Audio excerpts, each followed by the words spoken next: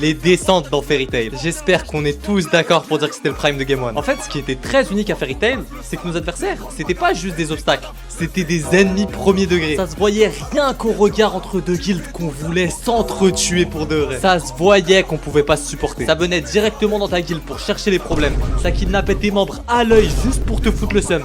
Et même au vestiaire, quand ça se croisait juste par hasard, ça se voyait qu'il y avait une certaine tension entre les persos. Et sincèrement, je vais être très honnête, c'était là que le pouvoir de l'amitié était, pour une fois, vraiment bien exploité. Parce que contrairement aux autres animés où on cherchait à comprendre c'était quoi les motivations de l'antagoniste, ici, on en avait rien à foutre de ton passé, ton background ou tes raisons. Oh là là, parle pas de ça. Sabertooth, ils avaient probablement des raisons de garder leur réputation. Phantom Lord, ils avaient aussi des raisons de vouloir Lucy. Mais ici, dans Fairy Tail, tu t'attaques à un des nôtres, ça venait à 17 pour te récupérer. Même le vieux à 90 ans, il venait. Rien à foutre que tu sois un traître, si t'as l'emblème avec toi, bien sûr qu'on va te récupérer. Et quoi qu'on dise des centaines de défauts de l'anime, franchement, c'est ça, la beauté de Fairy Tail. Et un peu le fanservice, on va pas se mentir.